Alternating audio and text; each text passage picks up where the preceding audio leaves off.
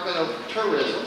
And you know, Waco's had a fantastic relationship in the last year, or 8 years, with the department. And Drew's been with the department how many years? 8 years. 8 years. Yep. So I've known him all 8 years, and he's done a nice job in Wisconsin. And they all left. And he was, so he's going to give you a whole bunch of statistics on what's going on, maybe a little insight to the new secretary, who none of us know, but we might. And the deputy secretary is supposed to be here on Friday. Friday for lunch. And so we'll have an opportunity to meet this lady and see what we can do. Because, you know, as you know, how important it is. It's all about networking and relationships. And we've had some really good relationships the last 8 years. We're just going to start all over again now. And so Drew is our rep, and he's going to be a big part of Waco.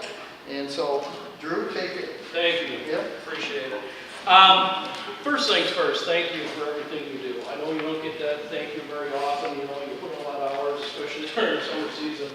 But I am an unapologetic, blatant capitalist. I understand what it takes to make money in this industry.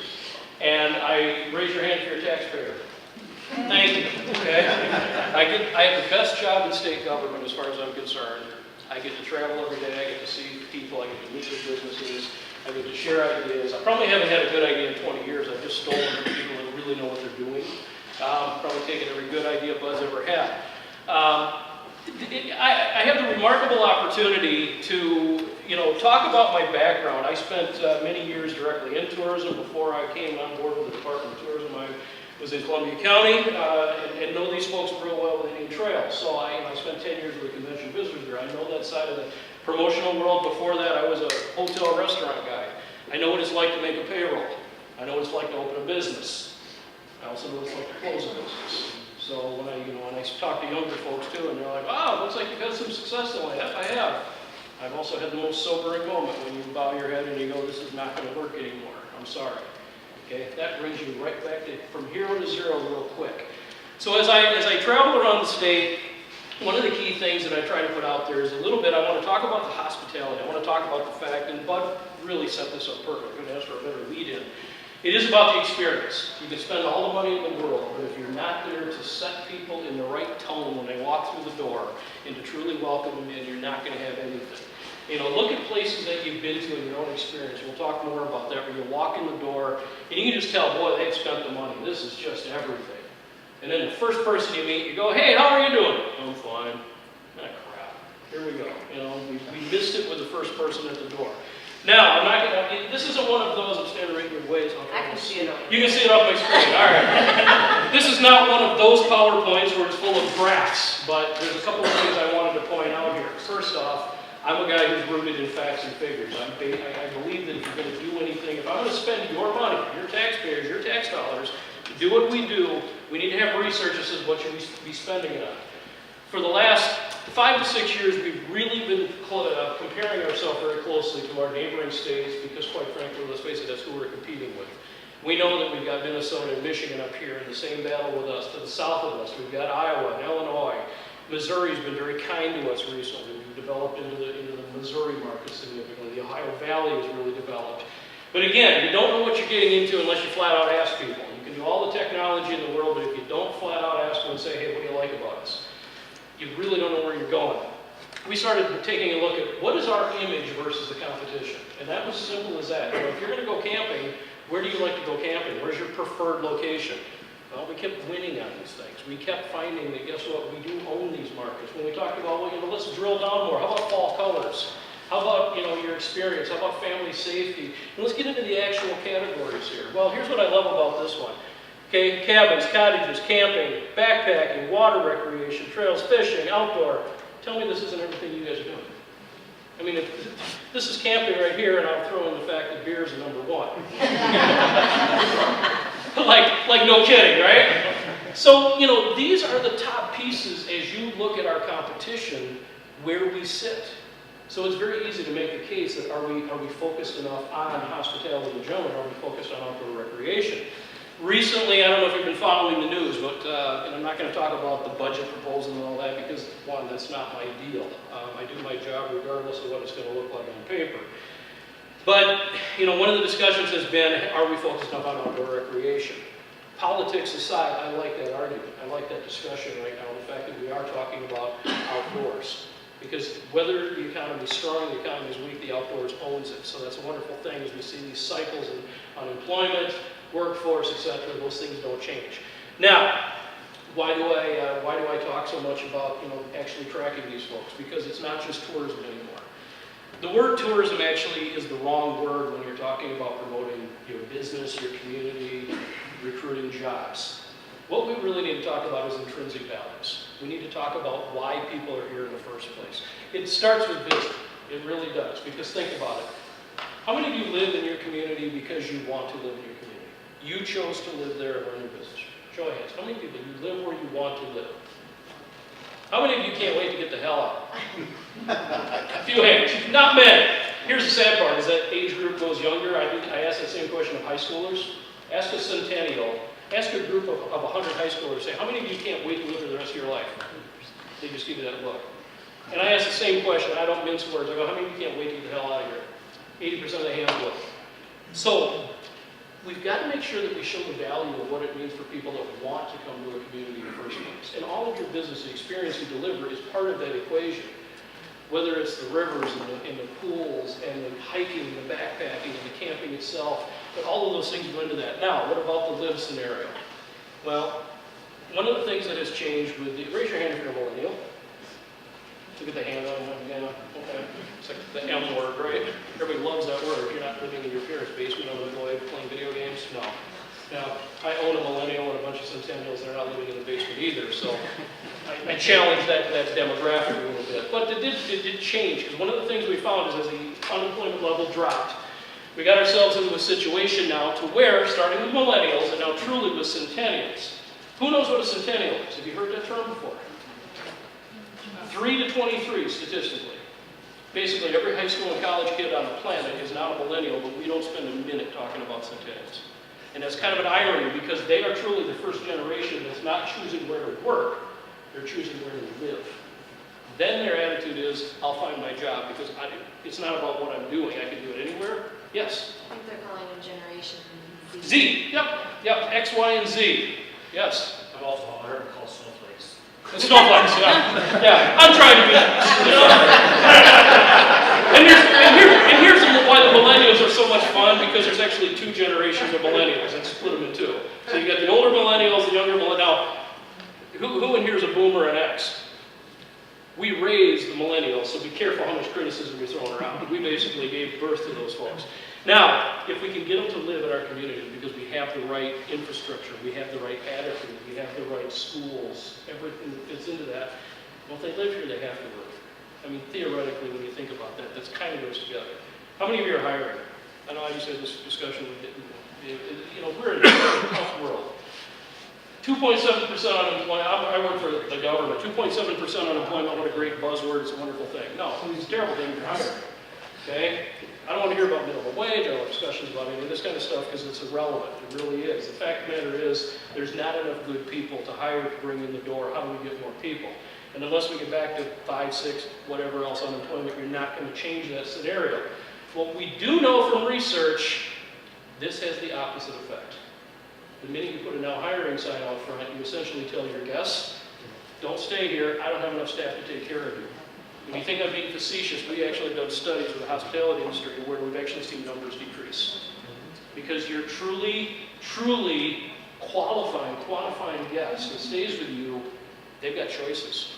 We live in a digital world. We can go through and we can scroll through. Even if we love your campground, we love your place, but I got options. Yeah. And if I believe there's a liability here, I'll find a place that doesn't have a liability.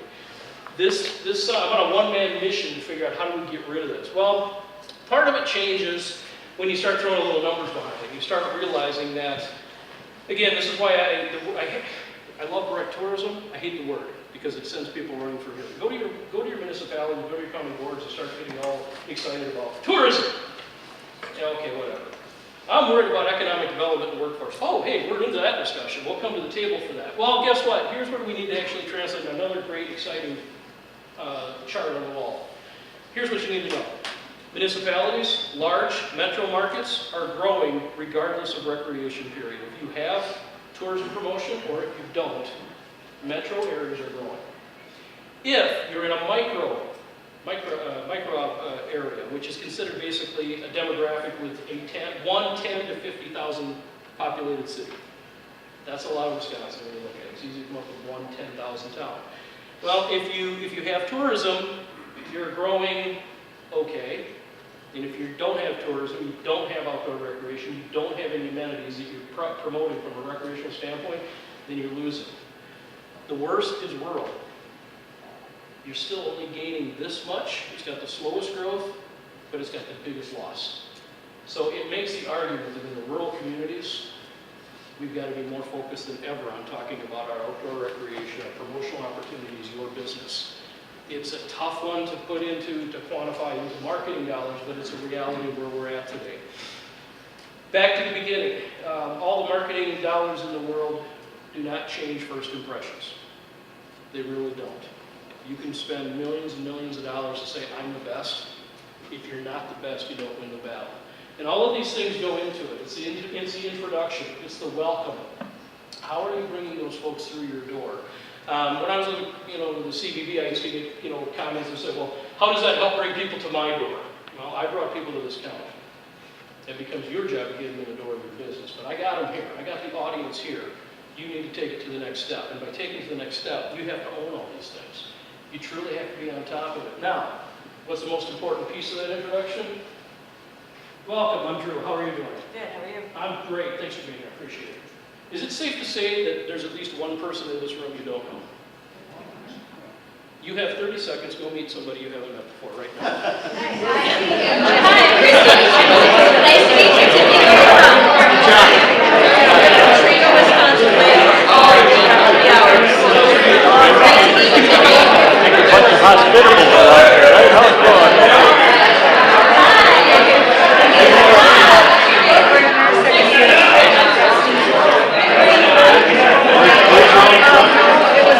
Just south of Barrow. You know where Devil's Lake is? Just a couple miles out. Oh, yeah.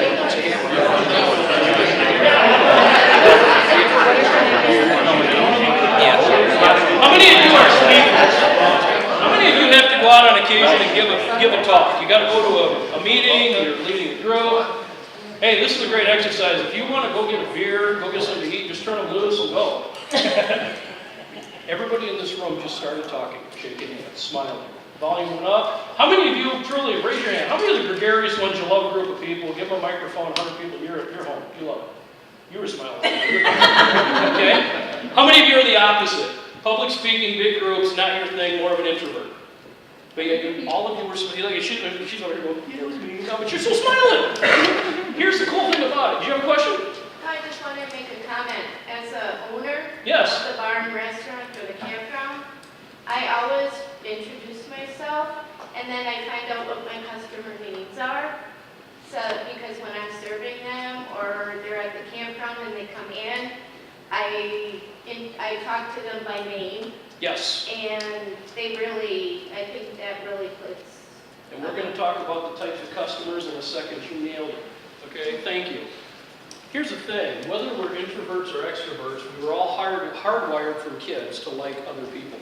The only fear we had as kids when we went to a playground was nobody to play with. Think about it. It didn't matter whether it was boys, girls, black, white, purple, green. It didn't matter. It didn't matter if they spoke the same language. I want to find other kids to have fun with. And if there's other kids, we'll make noise, we'll have fun, we'll run around. That was it. It wasn't until we got older that somehow we started creating boxes and silos. And if we can get back to the fact that we basically are hardwired to like people, now, that doesn't mean everybody should work in hospitality. Okay? Nothing better when you walk in and go, hey, it looks like a fun town. What's there to do here? Nothing. Awesome, thanks. I'm going to the next town. Have a great time. Who in hell is hiring these people?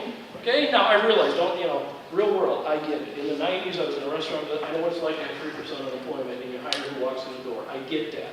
But when you lower your standards, you lower your productivity, you lower your profit line, it screws up your business quick when you start lowering it. I always said I would rather be understaffed with great people than staffed with mediocrity. I can handle it. I can get through it. And believe me, there's good people out there that want to work with you and for you and want to be led. Okay, kids do. You know, they comment that kids have changed. No, they really haven't. They really have. We have. Some of our perceptions have changed. You know, not all kids are snowflakes. Okay, there's some, but not all. You know, there's still good people out there if we work on it. Now, you know, you nailed it. The introductions. Hi, I'm Drew. How are you? Welcome. Thanks for being here. It's genuine. You can tell when it's genuine. You know when it matters. You know when you matter. And when it becomes part of that interaction, that's what places us above the competition. It really doesn't have anything to do with marketing at that point. It really doesn't. Because if the experience isn't there, it's not going to matter where we go. As I mentioned, I was in the restaurant business way back, and I will be the first to admit that I got adopted into the tourism world. And the Shriners here will address. I was in hospitality, didn't realize what it was, to be honest with you. When I was in the restaurant business, I didn't really care about what the Chamber of Commerce was doing. I didn't care what the CDB was doing. I didn't really care what events were going on. All I knew is if there's people in town, I'm making money, and the story done. Back in 1994, I was a much younger guy then than I am now. Thought I knew everything. One thing I did know is I knew how to work, and I hadn't taken a vacation in many years, and I finally decided it was time to get the heck out of Dodge. So, took my 5-year-old son, my wife, and let's go. Now, as a kid, I'd gone to SeaWorld. Anybody been to SeaWorld? Mm-hmm. Went to SeaWorld as a kid, and the memories. Remember, it is about the experience. Maybe it was more my family and my grandparents than it was SeaWorld, but I just remembered the SeaWorld thing. Man, if I can recreate this with my son and my wife, we're going to have fun. Let's go do this. So we decided to go down to San Antonio. We hit the road. We're driving down. It's middle of summer. I finally got some time off. And somewhere about Oklahoma, I realized that it's hotter inside the damn car than it was outside. And I just bought a new car, so I'm getting that, ladies, you can do, that look. Spent all this money, the old car, the air conditioning worked just fine. My vacation's already started to take some bullets, okay? We're in Ardmore, Oklahoma. It's 100 degrees outside, and I'm heading south. You know what the next few days of this trip are going to be like. We got down to San Antonio on a Tuesday, went to SeaWorld, parked, like in Mexico, if you have any parking lot there. So, walked in, bought this is a 94, I had one kid. I got 5 now. I need another mortgage to go to the place. I shucked out like every dollar I had to buy the ticket to get to the place. All of a sudden, as a father, I'm going, whew, this might be a quick run home after this sucker. We went to SeaWorld, it delivered. Okay, honestly, it delivered. It was the time of a lifetime. It was everything I'd hoped. I had a great time. It lived up to my expectations, and the family was happy. It's a Tuesday, big city, San Antonio. Do you make reservations in a big city on a Tuesday? No. Maybe. Now keep in mind that these things did not exist in 1994. Unless you were smart enough to have one of those that plugged into the floor, had a stupid little antenna on the trunk. And being smart meant you went and stole pages out of the San Antonio home book. I didn't do any of those things. So I pull up to a San Antonio hotel. Sorry, sir, we're booked. Okay? We're driving around 8 o'clock at night looking for a hotel. I can't find anything. Why? Because the largest insurance conference on the planet is in San Antonio this same week as my moron but decided to show up. I can't find a room, and if I could, I couldn't afford it. We jump on the interstate. We left San Antonio on I-10, and in about probably an hour of driving, I found my salvation. Starting to hear divorce, aren't you? We pulled into off the off-ramp, and the sign, this is the sign you saw. The second sign you see is no services. That's always a good feeling, isn't it? You can stay here, but you don't need anything. Walked up, this is like a scene out of Turner Classic Movies. I pull up to the little office, the rooms. Believe me, the sign looked better than the hotel. The hotel. Walked in the door, and I probably had that look, like, for God's sake, save me. And this little old lady behind the counter, glasses down her nose, she just looked at me, took pity on me, and said, "Y'all really from Wisconsin?" Uh-huh. What the hell y'all doing down here? We were in San Antonio. Didn't book a room, did you? Got a couple of y'all out back. Hands me a key. The tag and the chain, the key. Places still have that. I like that. She hands it to me. Drive around the back, son, makes up. Didn't ask my name. Didn't ask for credit card. Didn't ask for anything. Just, here you go. And I'm a man, so I don't ask questions, and when I do, they're probably stupid. I'm standing at the door, I'm looking both directions in this town, and I ask flat out, I go, is there any place to get a bite to eat? Oh, honey, one diner downtown closed a couple hours ago, sorry. So I didn't feed my son. We've been on eating crap at an amusement park all day, and now I'm staying at the hotel. Yeah, it's going well. Dad of the year. Okay, thank you. We drove around the back, pulled up, backed up to the room. And I do like when you back up to the hotel rooms and the doors are right there. I mean, it's kind of cool. You know, it's kind of a bygone thing nowadays. But opened the door, and it was exactly what you would expect. Except for the fact that it was cold, cold, cold. That air conditioning was just rolling. I hadn't felt air conditioning in 2 days. So it was like, oh, thank God. We sat on the bed, we turned on the TV, got both channels ahead in Texas. And after about 20 minutes of just sitting there enjoying the fact that it was actually cool, I assumed the position. Who was at the door? I mean, this is a little old lady who honestly probably should have had a walker, and she hands a box to me of food.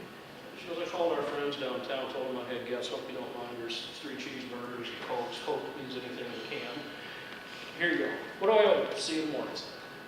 I'm in her home, in her business, in a room, doesn't know my name, hasn't charged me a dime, hasn't asked me for anything, fed me. Okay? I'm getting the Bible out of the drawer at this point. All right? I'm like, thank you, this is wonderful. I go down the next morning to check out. Her and her husband were both there, and they're both elderly. And I thanked her profusely, and you know, hey, that's awesome, thanks. She goes, y'all gonna stick around? What the hell would I stick around for? But she was passionate, she was sincere. She's like, you're gonna stick around, right? Maybe. Okay. She goes, it's the first Wednesday of the month. Yep, she's got the calendar. First Wednesday of the month, boys come into town and fire up the brisket pits downtown. We get some barbecue going, and there's some little stuff for the kids to do.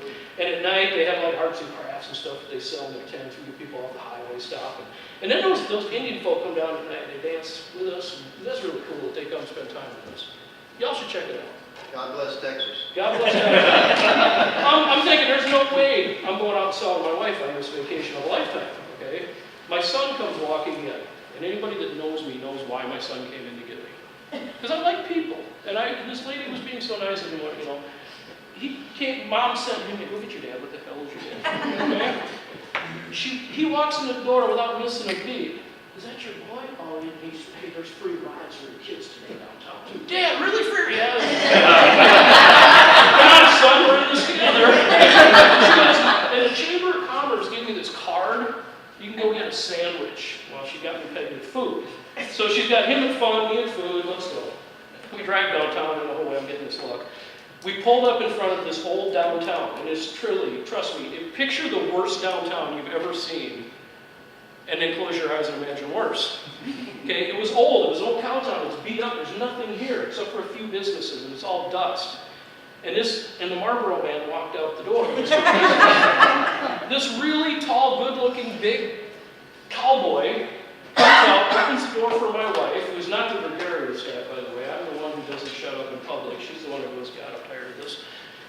Opens the door, and the two of them are arm in arm walking down the street as he's telling y'all about the nice little town they have. She comes back, she's carrying bags of stuff she's buying. I'm like, I can't believe this happened to me. I'm eating food, I'm drinking beer, my son's having fun, playing with other kids. Next thing I know, it's 3 in the afternoon. It's 100 degrees outside, and I am popped. I couldn't drink any more beer if I had to. I couldn't walk across the street, let alone drive back to that stupid hotel. We're staying. We're not leaving town, apparently. She got us. We're here. We're staying in this town. We went back. We got the room. And she's like, I knew you'd like our little town. Sucker. That night, after I sobered up a little, we went back down. And they were, remember line dancing? Yeah. Man, I sucked at it then. I'm not any better now, I could bet. But we went downtown, and I line danced with people I'd never met. And because the Marlboro man looked so good, I've been carrying this for literally since 1994. I'm not a cowboy hat guy, but it's the only time I wear it. Figured it looked good on him, I tried. It didn't help me a bit. But I did blend in with the crowd a little bit. I had a blast. Seriously, I actually carried the receipt here to prove it came from that little town. But we had the time of our life with people we'd never met in a town that had nothing to promote but themselves and hospitality. And the next day when we checked out, we headed to Louisiana, and a week later we're back in Wisconsin. It really opened my eyes to the fact that we're doing this wrong. And I remember pulling my staff together, like, how was your vacation? I go, great, I gotta talk to you guys. We're good, but we can be better. And we're gonna have more fun doing this, we're gonna make more money doing this. Because I truly believe if we're better at it, you're gonna make more money doing it. Waitresses, you're gonna go home with more money. Concierge, you're gonna go home with more money. Bellboys, you're gonna have more money. This is gonna be good for all of us. Do we know our products? Can we sell our product? Do we know who we are? Can you answer every question about your business? Can the newest person on staff answer every question about your business? Have you shared the good, the bad, and the ugly with that person? You know, sometimes they want to know exactly what's going on. Hey, boss, looks a little slow this week. Yeah, it's a little slow, but next week we're booked more. It's going to be busier. We're doing this. We just spent a lot of money doing a lot of renovations. I mean, your staff is your best marketing team. Because if they're in a good mood, then they talk to your customers, and your customers become your next marketing team. Do you know your neighbors? We get so busy in this world right now working at our business, that we truly forget to work on our business. And by working on our business, it does mean bringing other people in the community into it. Remember we used to go out and meet people, go to a chamber after 5, go to dinners. You know, now one of the things we've gotten bad at is we do complain about that. You know, how many of you, if nowadays are you staff, you have a complete staff, how many of you would you tell me? No. 20 years ago? Yeah, I'm doing good. I got good people. It's all good. Yeah, we played poker better about 20 years ago because we never showed the negative. Maybe it was more of our culture, social media. I'm not going to rip it on social media, but it has changed us in the way that we treat negative information, especially as it relates to our business. For a guest, I'm the only person at your campground. All I want to know is I am the only person at your campground that you care about. I want to be treated that way. I don't want to hear that it's a slow week and nobody else is here. I want to know that you love the fact I'm here. That you can't wait to have me come back. Now, other than that too is the things that go along with it. The values in your community that we sometimes forget about. If I have a flat on the trailer, where do I go? Well, there's a great tire place down the street. I was actually doing this several years ago. I've been with the state, like I said, for 8 years now, but a couple years in, I was up north, I was doing a presentation. And I always tell people, don't turn your phones off. Don't mute your phone. Most people say you're in a presentation, mute your phone. No. If there's money to be made, for God's sakes, answer that phone. You do not want to miss $1 because you were listening to me babble. Phone rang. Lady answered it. She goes, oh, I'm sorry to hear that. Oh, no, what's going on? And I kind of backed off for a minute because I knew I could tell something was tense. And, we just listened. Turned out that this was a reservation for a couple coming to their resort. They went to a resort. And they were on their 50th wedding anniversary. Husband was having health issues, having some heart conditions. Because of the nature of this being in the Northwoods, did not want to come to this resort because it may be too far from the closest clinic, hospital, whatever else. So I don't think it's safe to come there, unless you can convince me that there's the right infrastructure. Puts this call on hold, calls a local clinic, finds out, yes, they do have a trauma level, whatever the heck it was. Next thing, they've got a conference call sitting in the middle of a customer service session, confirming the fact that if you send us your files and we can work through this, yes, we will be prepared. So when you get here, we're only 5 minutes from that resort. We will have proper response time. We have a great EMS team here. They came, they spent the week, and the letter they wrote back said, thank you for putting our concerns at ease. All because of that. So sometimes, again, we forget about the little pieces of intrinsic value that affect our business and our community so much. And then, how do we share? Okay? How far is it from Richland Center to here? 180 miles. There you go, because you just drove it, right? You know exactly how long it took and how to get here. But if you wanted to send somebody back down that way, is there other ways to go other than take the interstate and cut off? Can you find a scenic route? Is there another event going on? Is there a friend in the camping business who has a special going on that weekend or some big festival going on in their town? And you say, you know what? On your way back to Dubuque, bypass yourself and go down to Richland Center. This dude's really got a cool thing going on. That part of marketing never gets forgotten amongst friends. You can't beat that sharing the wealth scenario. Now, what are your best experiences, personally? I'm not talking about your camper. I'm talking as a visitor, as a traveler. And yes, you're in the hospitality world, you go on a lot of vacations, right? You know, you're always working, you won't get a chance to. Hopefully at some point you'll sneak away in the winter and go do something fun. Give me a story. Give me something that you remember, something fun that happened. You said, this is good. I like this. I can take this back. Anybody? You can participate. You went to SeaWorld. There you go. You can participate. I do shut up at some point. I want to let you talk. Anybody? Yes. Well, when you take your kindergartner down to Disney World, they're based on hospitality, they're Yep. based on wow moments, and the look on your kid's face, even though she's not into the princesses, she got more into Legoland and stuff. Cool. It's just that look that they get on their Attention to detail. And who's been to Disney? Clean. Okay? Not only is it the hospitality that they take to a certain degree, it's the infrastructure of their facilities. What product can you not buy at Disney? Chewing gum. Why? Because they don't want to scrape it off the ground. You can bring it, they're not going to shake you down, but you can't buy it. You can't get it in concession stands, they don't sell it on the grounds. How far apart are their garbage cans? 22 feet.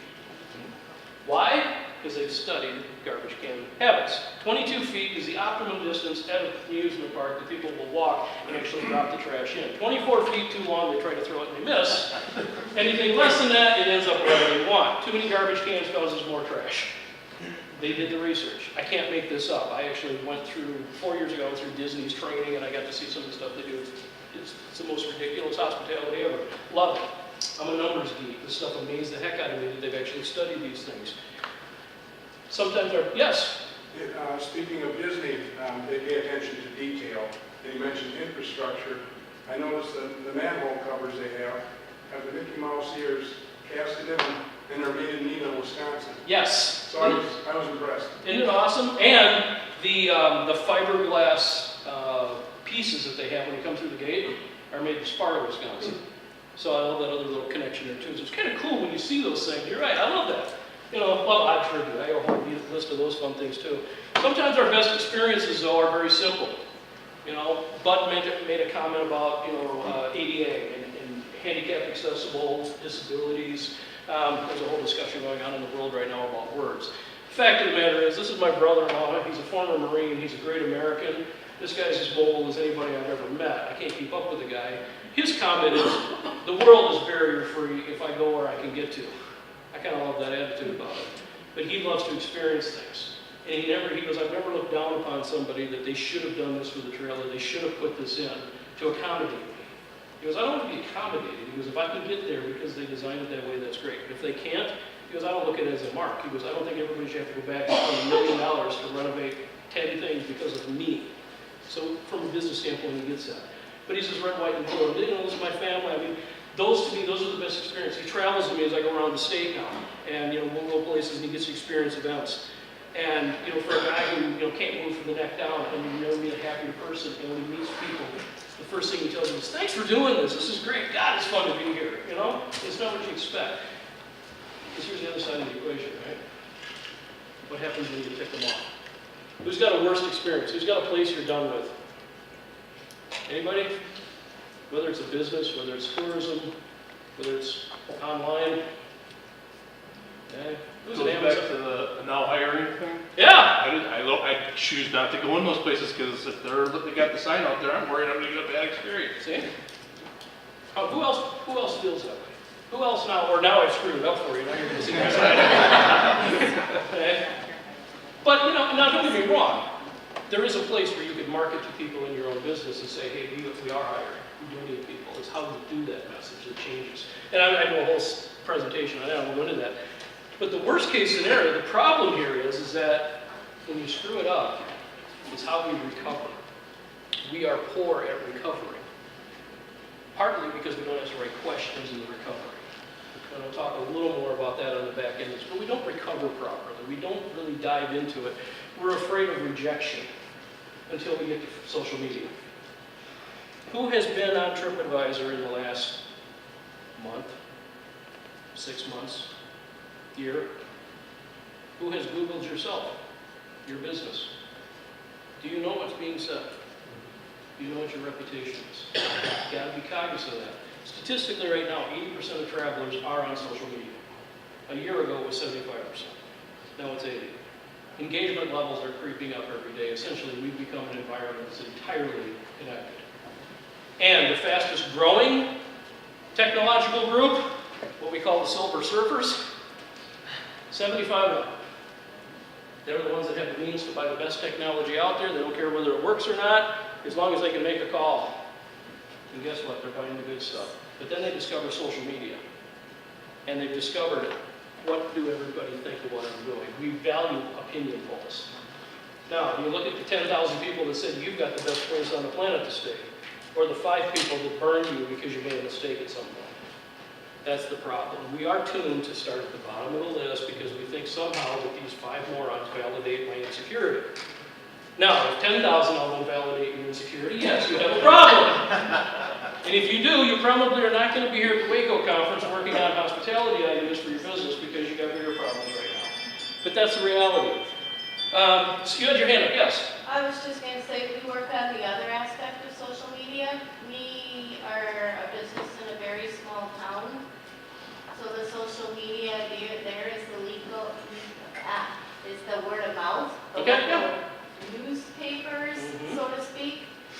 So that's one thing. When the previous owner had a bad rap, we're trying to build up from that and trying to bring it. But how many of your locals camp at your campground? We actually have some, but we have the bar and restaurant that's Oh, okay, also there. so you got hospitality So as well. it's a combination. So you've really got 2 PR issues on your hands. You've got the locals think of your direct hospitality, you've got what the travelers think of your secondary. So it really does create 2 scenarios there. Now, what time am I, is this 3:15 to 4:15? What time am I done? Or is it 4? 4:15, okay. Yeah. I'll keep 20 minutes. 20 minutes, all right, we'll keep moving. I spend a lot of time in hospitality talking about direct customer interaction because that is a very important part of it. It really is. Let's think about it. It's people coming through the door. It's how we interact with them. That is our livelihood. However, we overblow it. There's only 2 types of customers in the world. You talked about one of them. Customers we know.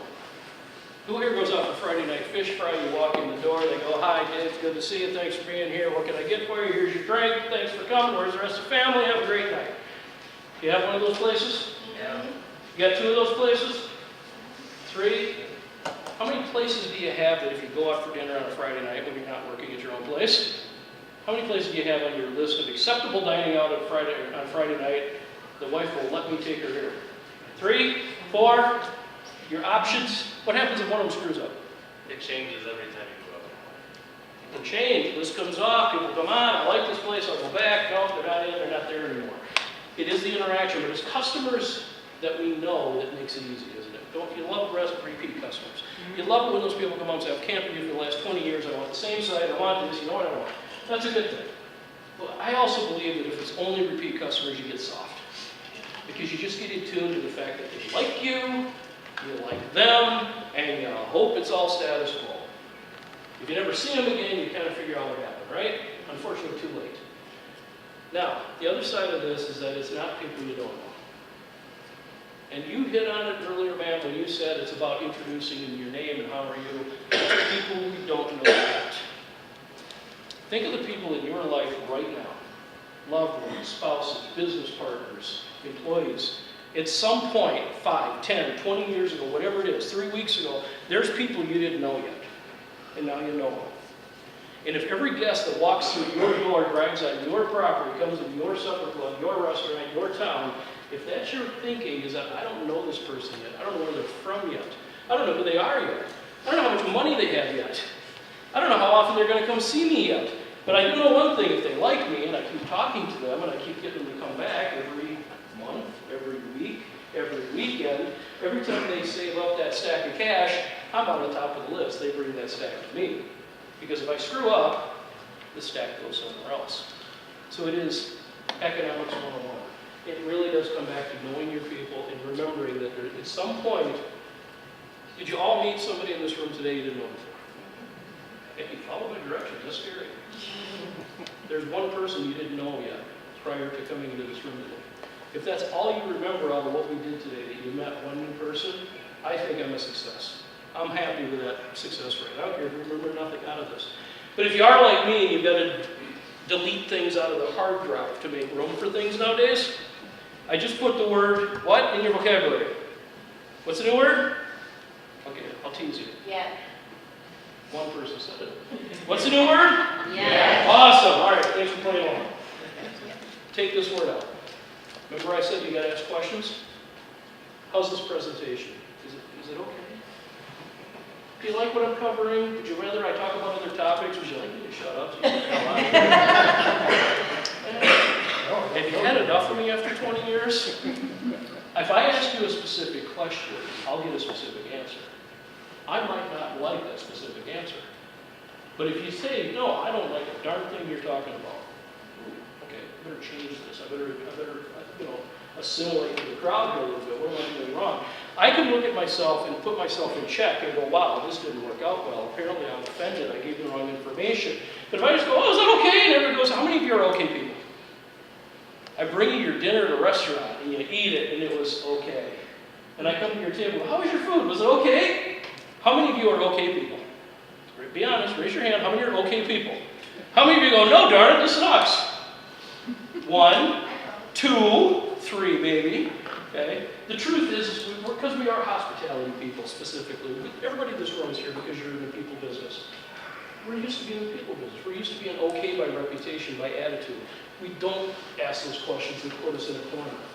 And I would argue that it's the biggest missed opportunity with your new staff that you're trying to keep, those ones that are so hard to get in the door to apply in the first place, because they're not learning from us. They're not learning that business is tough. And if you make a mistake, you've got to say, I'm sorry. Let me fix it. What can I do to make this right? I want you to come back. There's a moment of humble that enters into every business plan that too often we just don't show it. Or we complain. Now, any Packer fans in the room? Do you think the Packers, when they win a Super Bowl, all love each other? Even when they got the ring on their finger, do you think they're best friends? No. But they played to win. I have a friend of mine who's a salesperson for the Packers. There's nothing more annoying than a sales guy who goes, see my ring? Yeah, I've seen your ring. But guess what? Everybody on that team, including the sales department, gets a Super Bowl ring. They play as a team, not just on the field, but the whole organization to win. Guaranteed there's people who like each other. I would say you don't have to. I don't want my employees, I don't want my staff to have a big love fest. I want to have employees that challenge me. I want to have managers go and say, why did we do this? Why didn't we ever change? Hey, I got an idea, we could try this. Okay?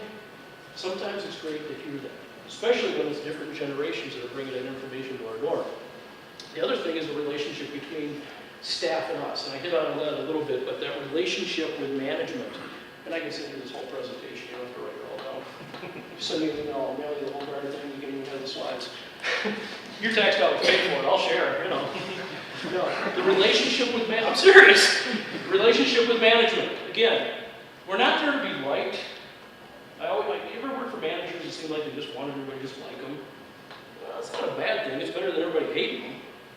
But we're not here to be friends. We're here to get a job done. Now, it's easier if you do develop those relationships with staff as long as you can stay at a professional level.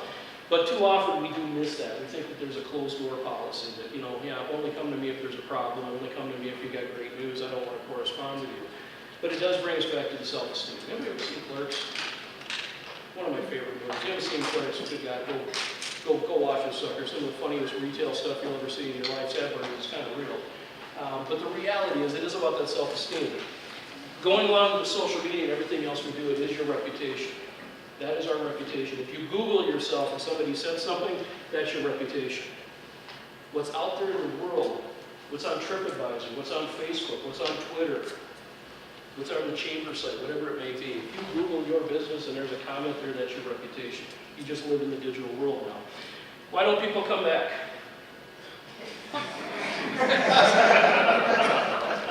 Thank you, you didn't disappoint. Statistically, 1% of our customers die. Statistically, 1% of the people that you know in your life, friends, will die.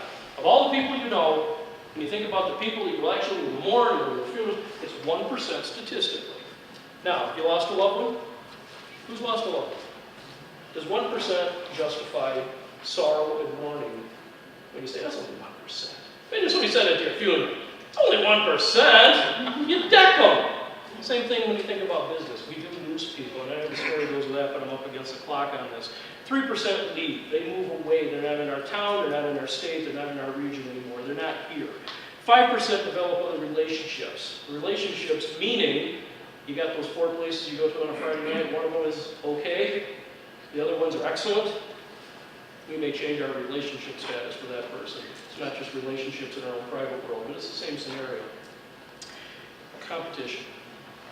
Sometimes we are looking for the dollar. Not always. Some people will spend any dollar amount to get any experience, and that's what I want. How many of your guests, would you just throw out a number, would say they call you because you're the cheapest? They call you because you're the most expensive. They call you because they love you and they could care less what you charge them as long as you don't gouge them. Does that pretty much sum it up for most people? Yeah, because it's about experience. Yes? I've always considered, I guess, every business I've ever worked for, that we're not competing against each other as just campgrounds, but we compete against Ford, Chevy, and GM. We compete against Disney World. We compete against home ownership. This is wherever people spend their money, they have to make choices. So, or sending kids to college, or the youth summer basketball league that takes your child away every Saturday for 4 months. That's competition as well. And you know what, one of the fastest growing, that's the thing, it's a great lead into this little topic. One of the things, actually one of the fastest growing segments of tourism in Wisconsin is what we call BFR, visiting friends and relatives. If you've never heard of that before, that is a true trackable segment. Visiting friends and relatives is one of the fastest growing segments because people have decided, I don't want to live in this town. When I ask those kids, how many of you can't wait to get the hell out of here? They can't wait to get the hell out of here, but they can't wait to come back and visit mom and dad. There is a longing to come back home. And when they do, they don't spend money. They stay with mom and dad. But the good part is they spend their money in the community. So while that may not benefit the folks in this room, it is good for the economy in your community because these kids do come back and spend money. I don't want to say just kids, it's overall. Now, a whopping 14%, I got this almost over. 14% are dissatisfied. They don't like you. They don't like the campground. They don't like the food. They don't like the pool, the pond, the boat, whatever the heck it is. They didn't like that. 14%. The product itself, statistically, in tourism. But 68% of guests don't come back because of one very simple and very vital aspect of what we do every day. And think about that. Can we agree, how many people in here, you run your business? You are in charge of your bottom line, you know what your P&L looks like. This is your business plan. This is your marketing, competition, what I got to charge, what I got to do, how many people I got to hire, what we're dealing with. This is pretty much what we look at when we're figuring out our budget for 2019. How much time do we focus on making sure our staff is trained, happy, we hired the right people, we got the right attitude, and when I'm engaged, when I'm down here doing my job, it's nothing but a leadership role. You're leading by example. And if you can't lead by example, you've got somebody that leads by example for you. And believe me, I know a lot of folks that are in that role. I've got business managers, some of the most brilliant minds in the tourism industry. They go, you know what? I don't know, I'm not really that great with people, but I got a manager who's a rock star, so I'm going to go into this place. Made the right decision. He knows how to control the bucks. This person knows how to control the handshakes. Last couple things. Are we done? What's my time? Am I done? Hey, good. My God, why didn't you finish on time? Usually, I told you I'd have you out here by 8, so don't worry. Customer's never an interruption. Okay? One of the things we do sometimes forget is the basics of customer service. This is 101. And you're probably thinking, good God, we're going to go this far back. It never hurts. It really never hurts to say, you know what? Our guests are never an interruption. Have you ever walked into a business and they're on the phone, taking a reservation? You get the finger. I'll give you the finger. All right? Now, is there anything wrong with saying, excuse me, ma'am, 1 second, please. Sir, I'm on the phone making a reservation. You're right with you. Thanks a lot. Help yourself with something. Okay? Boom. Maybe you just gave away a 35-cent can of pop, but in the process of doing so, that customer loves you, they're there, and trust me, it's not going to put you out of business. Not going to get the whole cooler away. But those little things sometimes that you can do. As I work with my staff, I say, just get them engaged. Get them so that they already are consuming a product in our business. Something in their hand. Make sure they own it already so that when they get to us, how you doing? Thanks for being here. So the never interruption, we've got to engage. Have you been to LaGuardia Airport? The Port Authority in LaGuardia had this beautiful idea a few years ago that they decided they were having a real hospitality problem. It started, the workforce issue started on the East Coast before they got here. What they decided to do is that we need to find the best people, the smiling faces. We've got to be able to put the right person in front of our guests coming from other countries at any given time that know the language, speak the language, have a smile, and answer the top 10 questions that our guests have, regardless of where they're from. So they put up this sheet of plexiglass, and they project a hologram onto it. And depending upon which flight is coming through there, the person changes. It may be this pretty lady, And I love the comments when people stand in front and go, oh, she's pretty. No, she's a picture. This is the deck of Star Trek you're looking at. She speaks English. Flight from Beijing comes in, and they speak Mandarin. Flight from Germany comes in, they speak German. Russia, you see where I'm going here. And the person changes, the programming changes, and for the most part, we're creatures of habit, we answer 10 questions. Hey, where do I go get my bags? Where do I go get this? Where do I do that? Think about that from an aspect of customer complaints, since we're kind of playing with the okay thing a little bit. If I ask you right now to make a list of what are your top 10 complaints in the business, could you do it? Could you make a list? You could probably through the first 5 pretty quick, and then you probably struggle to get that list done. Just think about it. If you made a list, this is our top 10 complaints. This is when people come to me and say, my water wasn't hot, this wasn't that, whatever it was. I mean, any business can make that list. And then you go to your staff and you go, okay, when we have this problem, here's how we fix it. We have this problem, here's how we fix it. This problem, here's how we fix it. They essentially did exactly the same thing, kind of in the opposite. Somebody had something they couldn't find, they made a list, they prioritized, plugged it into a computer, eliminated human beings. Have you gone to the pre-order places at McDonald's now where you just punch the screen and order your food? Yeah, don't think McDonald's was so cutting edge. Okay, they took it to a whole different level. We can stop that now. We have the power to stop that technology. We can do it in our own hospitality. Again, do we know people yet? If we don't know them yet, we don't know their name. Once we get to know them, it's a whole different engagement level on a first name basis. Now, I've had customers when we go, hi, how are you? Good. What's your name? Why? Thanks for coming. Appreciate it. Have a great day. You walk in the door the next time. How are you, sir? Thanks for coming back. I got people that came in every week. I never knew what their first name was, and they made damn sure they're never going to tell me. And they never used a credit card, so I couldn't cheat. Okay? That does happen. Remember that you are the company. You are the business. It's you. Especially with the millennials and centennials. While we think we've lost the customer service with the younger crowd, they've actually enhanced it for us because they don't trust us. Think about that. They don't trust us. We have to convince them that we're worthy of their love and affection. Because they grew up with the technology. They go on here and they go, you know what? You're okay. He's great. I'm going there. The technology's there to aid with it. So you are the company. They want to meet the owner. They want to meet the manager. But if it's only the new kid at the counter who's just started a week ago, it doesn't matter as long as that's the person who can answer all the questions. All the questions. Take responsibility. Customer always right? No. Thank God, thank you. I love when hospitality says, yes, you're right, thank you. No, they're not always right. Unfortunately, they're number one. Why? Well, because they have the cash. Okay? Our goal is to convince them they're right. Yes, you're right. Yes, let me help you with that. Now, one of the things I always made very clear with my staff, we will not apologize for mistakes we didn't make. I will explain to a guest, no, I'm sorry, we did not do that last night. That wasn't here, that wasn't us, I know for a fact, we don't do that, we don't have that, you're thinking of somewhere else, I'm so sorry. Have you ever fired an employee? How many of you fired a staff member? Raise your hand. Had to fire a person. How many of you fired a customer? It sucks. There's my bell, right? Sorry. It's tough. It's tough to fire a guest, but guess what? What does more damage to your business? An unruly guest or an unruly customer? Or an unruly employee? Well, it's those guests, because unfortunately you will apologize for things you didn't do wrong, lower your standards, and have your staff witness the fact you're apologizing for things you didn't do wrong just to keep that person. I have no tolerance for that. I also don't have tolerance for a guest swearing at me, but I won't go into that right now. Do you have that? I don't know. Not wrong answer. I don't know is a perfectly fine answer as long as it's followed with, but I sure as heck will find out. Yeah. I don't know. She does. We'll go get Tiffany. She knows what she's doing. Okay? If we do those things, we bring someone who can answer the question.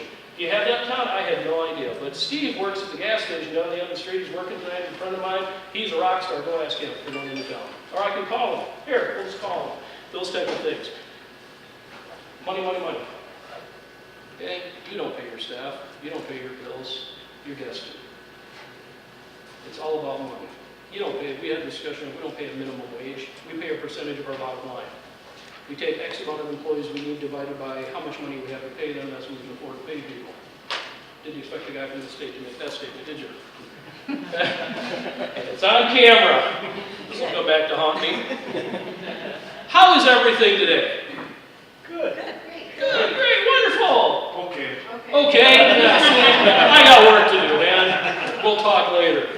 Okay, it's those people that you work with, the places that you go that always, you know, can you think of that one person in your community that's always upbeat?